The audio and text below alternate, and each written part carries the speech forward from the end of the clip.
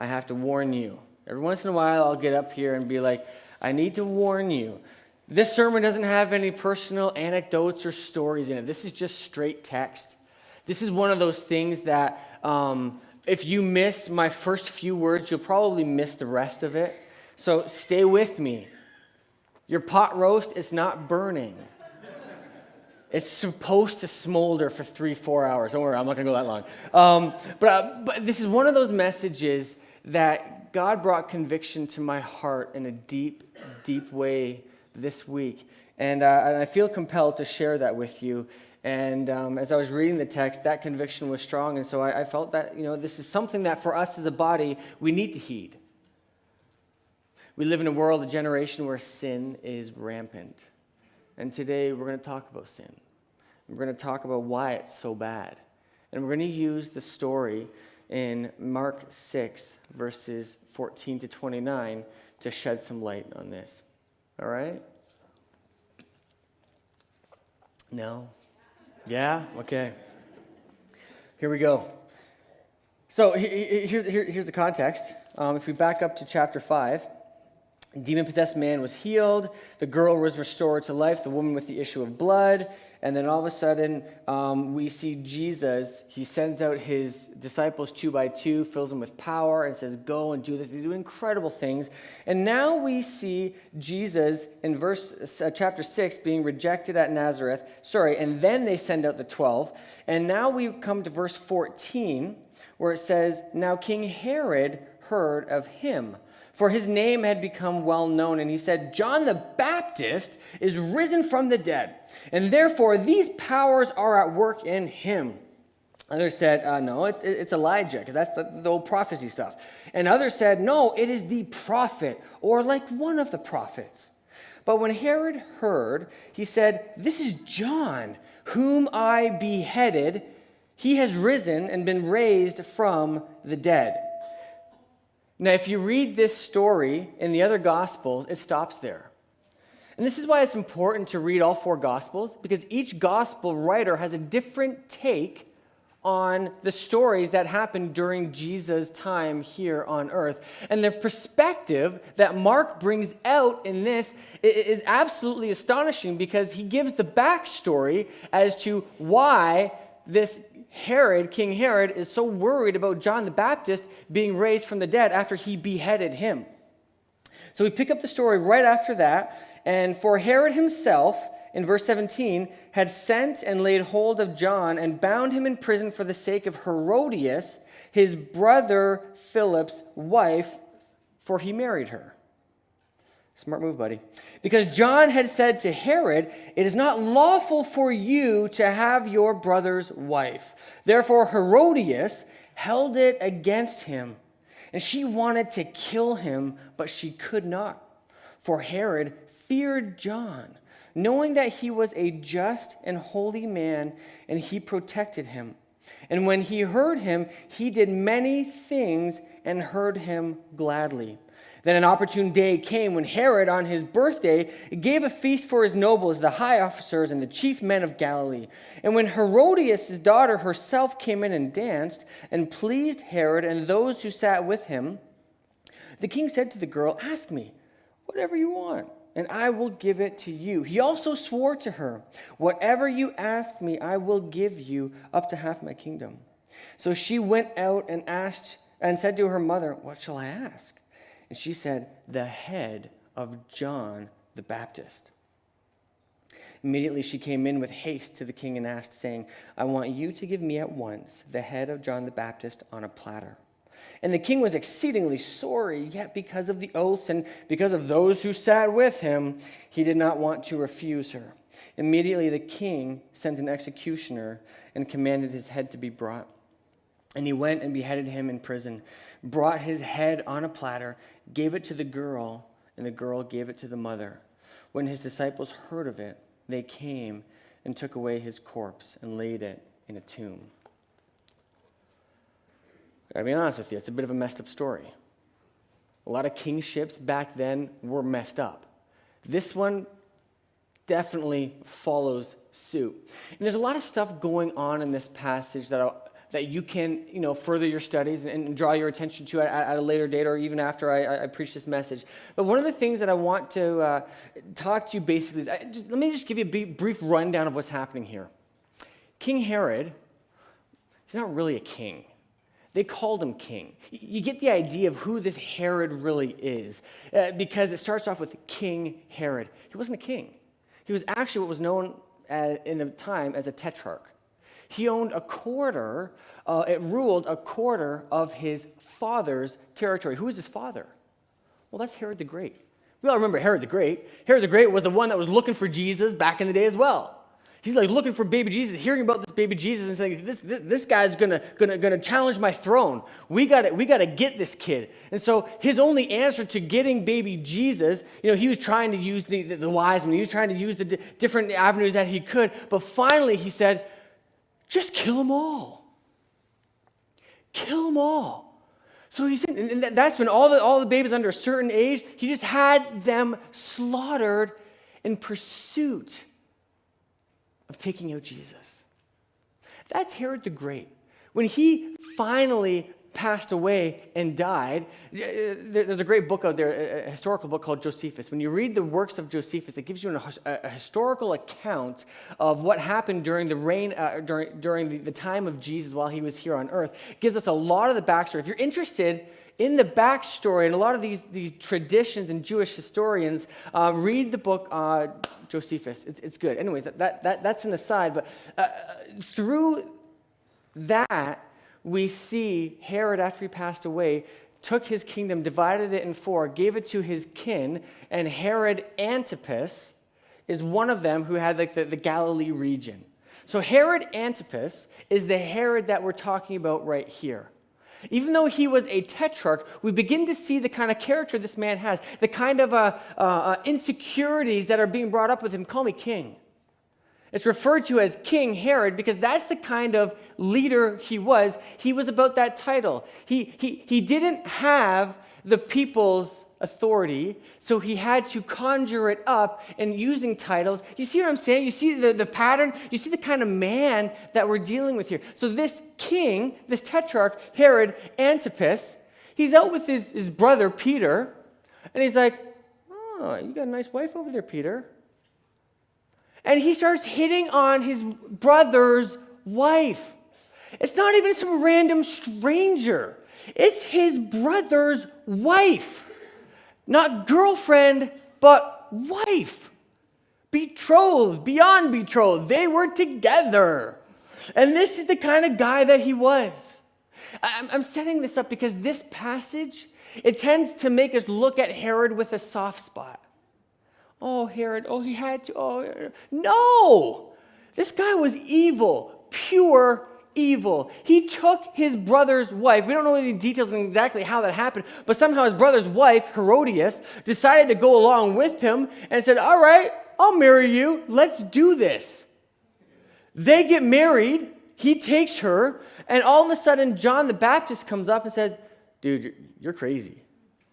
Like the Levitical law, boom, boom, boom, boom, boom, specifically says in Leviticus, you cannot marry your brother's wife.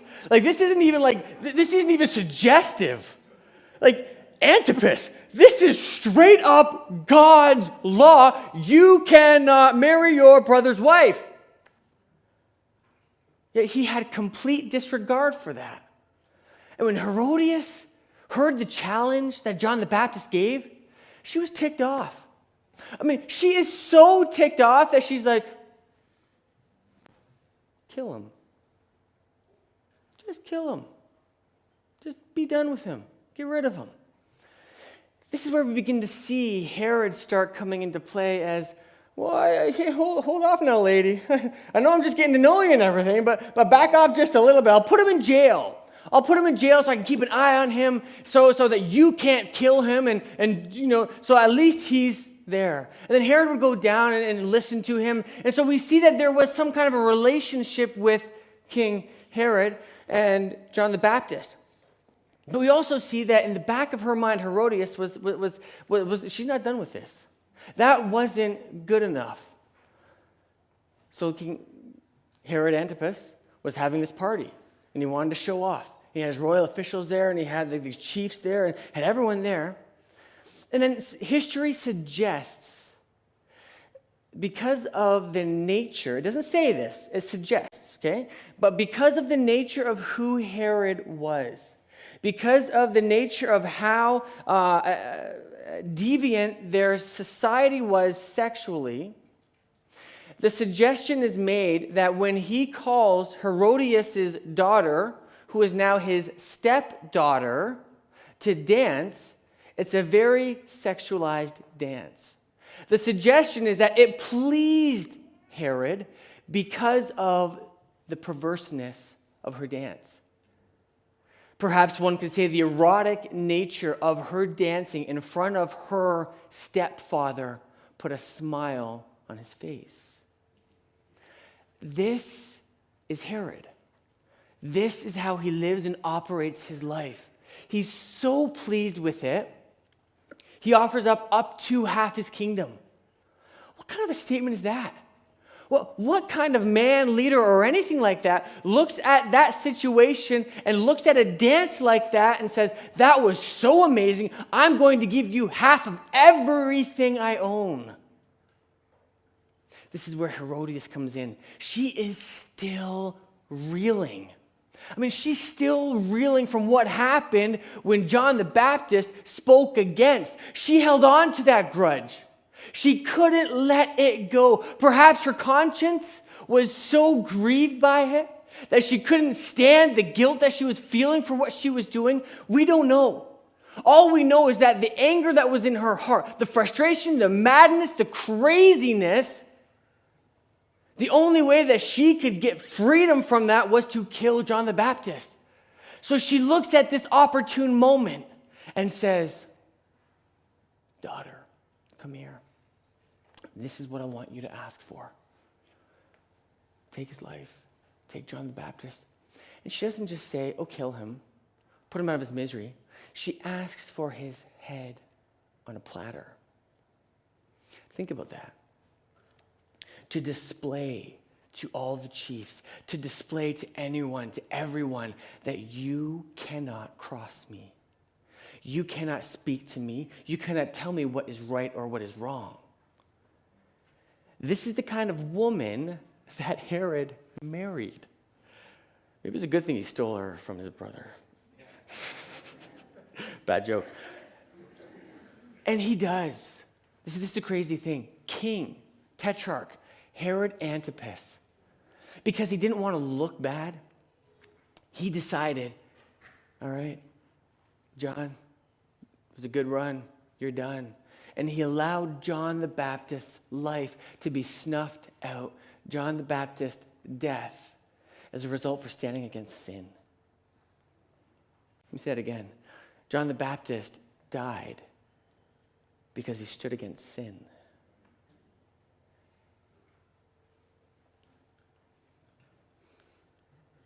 Don't kid yourself. Even as we read this, we see that this Herod Antipas, we see elements in Herod that, oh, there's a conscience there. There's something going on there. He would sit down, he would speak with John the Baptist, and there was this, we begin to see in this text that there's a softness that the reader gets from this king. But keep in mind that this is the same king who wants to be called king, even though he's a tetrarch. He's not the king.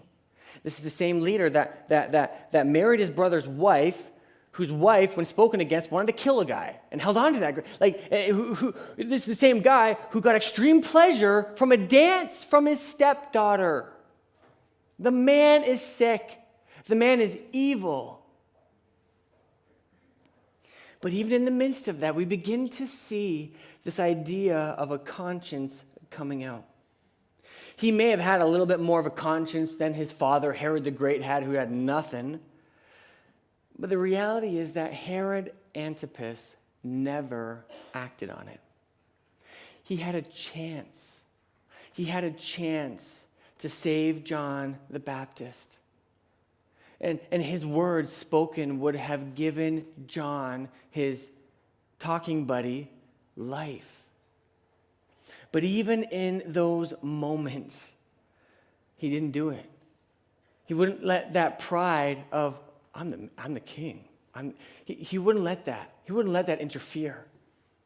I mean, this is the same Herod Antipas who later on, when Jesus stood before him, began to mock Jesus, being like, I've been looking for you. Finally, I've been looking all over for you. Finally, you're here. And he began to mock him. He didn't even have the guts to do anything there. He passed the buck off to Pilate. A conscience without action is nothing more than just a feeling. A conscience without action is just a feeling. And if we're ruled by our feelings, then we're not being ruled by truth. We're not being ruled by reality.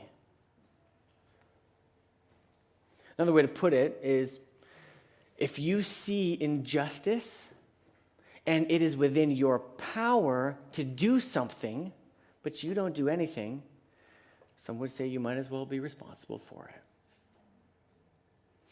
As king or tetrarch King Herod Antipas had the power, he saw it all. He saw all sorts of injustice. He saw all sorts of things happening. And he could have at any time, his word, spoken life into the situation, but he didn't. Remember the Good Samaritan? The story of the Good. It's the same idea as with the story of the Good Samaritan. They see this guy beaten and busted up at the side of the road, and the Levite, the priest, they all pass him by, looking at him judgingly, and then the Good Samaritan comes. And we all know the clash between the two classes, and he grabs this guy and says, okay, listen, we'll help you out. He saw an injustice. His conscience was stirred, and he did something about it. There's a story. Just this week, there's a family in my community, and I didn't know who I was talking to. I was talking to someone in my community, and they were telling me of this family who lived just across the street from the school that my kids attend. And they were saying that their kids were walking home one day, and they got jumped. And the kids got jumped and beat up and stuff like that. Even in the middle of the daytime, as this was happening, people were walking by. Parents were walking by, looking at this, and be like, "Oh, that's bad. That's bad." Did nothing. That family found out their house is up for sale. They're like, "We're out of here." We cannot be a part of a community that does this, that doesn't stand for injustice, that sees the injustice but just says, oh, it's too bad. When that conscience strikes and you see the injustice and there's something within your power to do something about it, and you don't, you might as well be held responsible, in my opinion. So we look now at John the Baptist. And I want you to notice the excessive nature here. As we're coming out of that story, the excessive nature here between his response to the sin and Herodias' response to him. He basically called what was blatant sin, sin. And he challenged Herod, who we assume, because of the nature, because it says that he wanted to protect John the Baptist, we assume that there's some kind of a relationship already established here. That we don't know what exactly it looks like, but because that there was this idea, he knew him as a good man, a holy man, there was something established already. It wasn't like two randoms. And we get this idea that the response from John was from Herod was very different from his now wife. She looked at him and said, I'm going to kill you. I wonder what even Herod at that moment was like, oh, whoa, that's kind of harsh. Let's just put him in jail for a little bit. Let's just just cool his heels a little bit in the prison. The response that Herodias had to the call out from John the Baptist, it just doesn't equate. It's like it's like completely separate levels. But when sin gets a hold of you like that, there's no other option.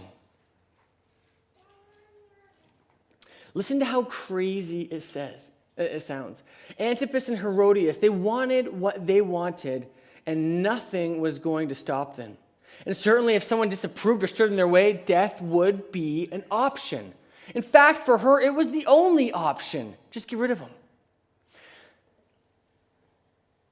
This all stems from a selfish desire that had gone rampant.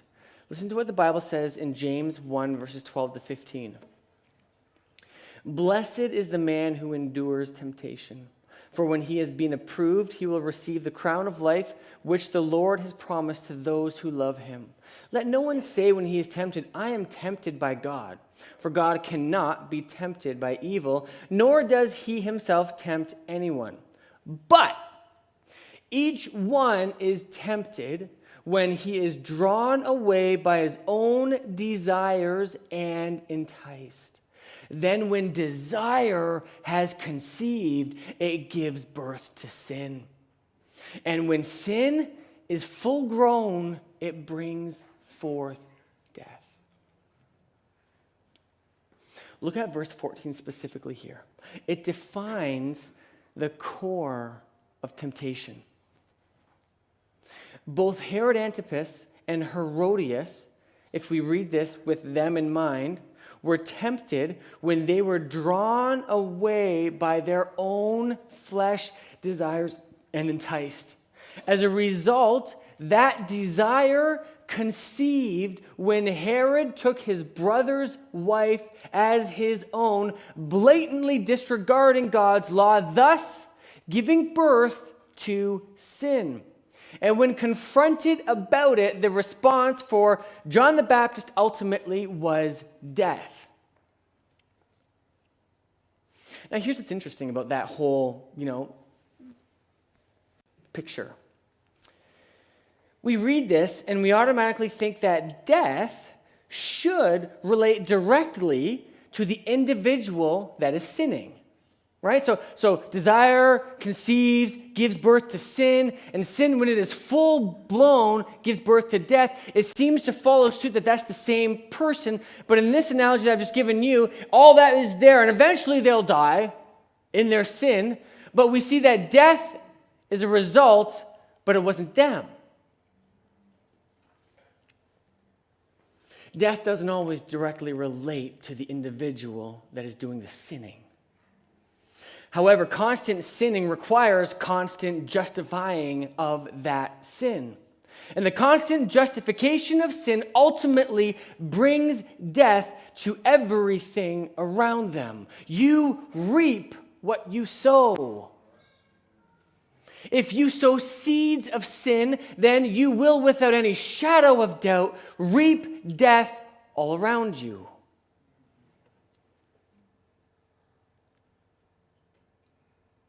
Time for story. Break. So here's confession, okay? So back in the day, I used to enjoy the odd cigar or two. Not a big deal. Most Christian walks, not a big deal, okay? Fast forward, when I allowed that cigar on occasion, I was going through a rough time, and it ended up being like, a little bit more than occasion. Then it became daily. Then it became something that was like regular. It was like part of my daily thing. And this was back when I was first married. I allowed that which was seemingly insignificant take a hold of my life and just begin to control me. That desire in my life, when I gave birth to it, it conceived. And it began to go down the road of turning into sin. Well, the cigar smoking is not sin. Well, yeah, you call it what you will, but when it becomes an addiction, that's sin. I could not control this. It was controlling me, and nobody needs to be controlling me except for the Holy Spirit. And if the Holy Spirit who dwells in me isn't controlling me, then my problem is that I have addiction, and that is sin. And sin, when full blown, gives birth to death. Well, obviously, smoking kills. We know that. But even beyond that, I remember coming home and to my wife, and my wife trying to give me a kiss and be like, "Oh, honey," because I didn't want her to know. Stupid stuff like that. but stuff that was causing and bringing death to my relationship. And if I allowed that to continue, it would have brought death into my relationship. What about my kids? I remember thinking, I'm like, oh God, what? And I tried to quit. I tried. I just couldn't. And eventually, I remember thinking to myself, man, Jordan's pregnant. We're going to have a baby at some point. And when she gets pregnant, she's going to have a baby at some point. And what am I going to do? What am I going to do? Like try and put the baby outside while I have a smoke?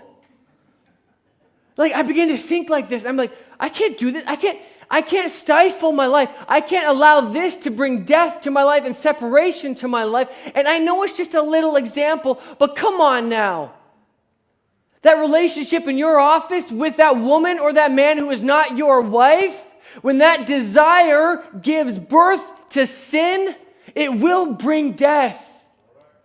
That desire on the internet will bring forth sin and ultimately death, not just to you, but to those around you, taking the money and hiding the money, and whatever you want to call it. Desire, when it is not birthed from God, and it is flesh-based, when it is conceived, it gives birth to sin, and sin brings death. Don't kid yourself. That's the nature of temptation. Its goal is to give birth to sin and then ultimately to death. And we're all tempted in one way, shape, or form. We all deal with temptation. Basically, James here is reminding us of what is already being said in John 10, verses 10. The thief does not come except to steal, to kill, and to destroy. I have come that they may have life and that they may have it more abundantly. Note that the progression of sin is the exact same progression of the father of sin. It seeks to destroy. And John the Baptist was willing to speak against that sin. He didn't care what the outcome was. He just saw the sin. And he said, you can't do that. My God, whom I love, you can't do that. What about you? Are you willing to speak against sin? I know what you're thinking. I know what I'm thinking. And it's not the same thing right now. Because I'm not talking about Facebook. I am so done with Christians speaking out against people on Facebook. It is just ridiculous. Like, honestly, don't. Like, that is not the platform.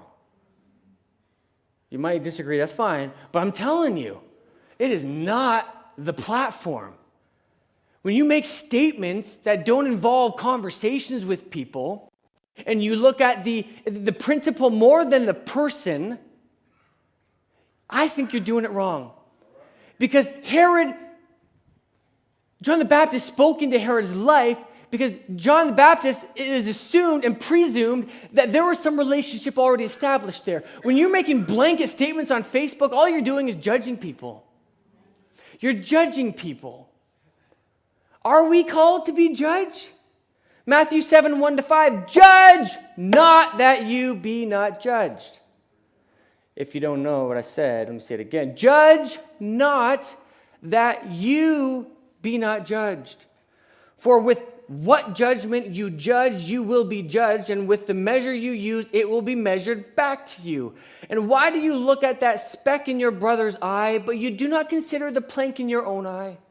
Or how can you say to your brother, let me remove the speck from your eye, and look, a plank is in your own eye? Hypocrite, first remove the plank from your own eye, and then you will see clearly to remove the speck from your brother's eye. I'm not talking about posting stuff on Facebook.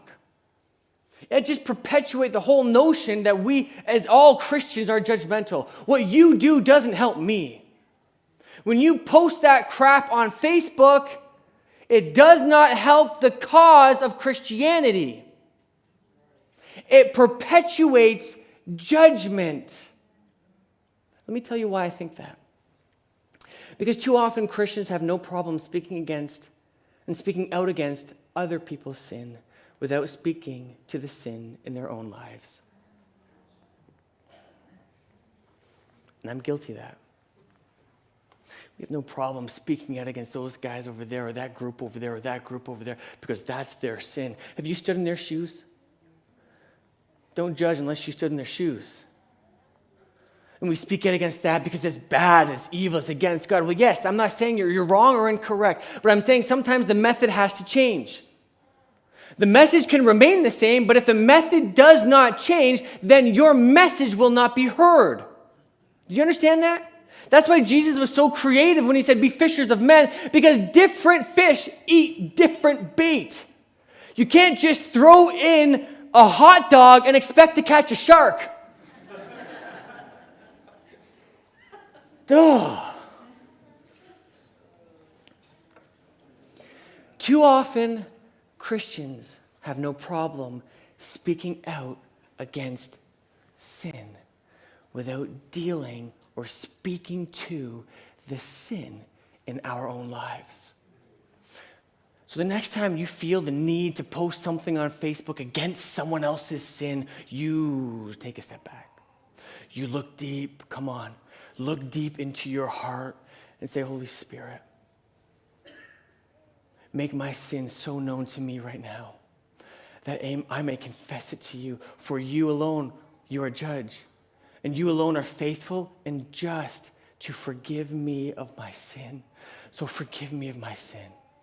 And if this sin over here is something that is so blatant, and if it is an injustice that I can speak to, and there's something I can do, then give me the words to say, that I will not be viewed as a judge, but I will be viewed as someone that cares and loves and be able to draw people to you, because that's your desire. Your desire is to draw all people to you. Love people, not principles. And when we love people, the principles, we see the principles. God somehow begins to work on those principles. Sin is sin. We see the nature of sin. It's going to take you down a road and lead you to death. And those around you to death. That's what sin does. But if the plank in your own eye is too great to see anything, you got to deal with that. You've got to allow the Holy Spirit to take that sin, confess it to Him. Because sin doesn't just seek to hurt you or make you feel bad for a moment, but its desire is to ultimately, utterly destroy you. Because that's what Satan's desire is. To steal, to snatch you away, to kill, But why destroy? Because that just takes killing to a whole other level. Just obliterate. He doesn't just want to kill you. He wants to erase your existence from this world. To stamp it out. And what is his tool? His tool is sin. And what is his method? Making it look innocent. Making it look justifiable. Making it look like it's not that big of a deal. My God, it is. It sent him to the cross. Your sin, my sin, sent him to the cross. And I sin a lot. I hate it. I sin. And my sin drives him to the cross. But when I confess my sin to him, he is faithful and just to forgive me of my sin.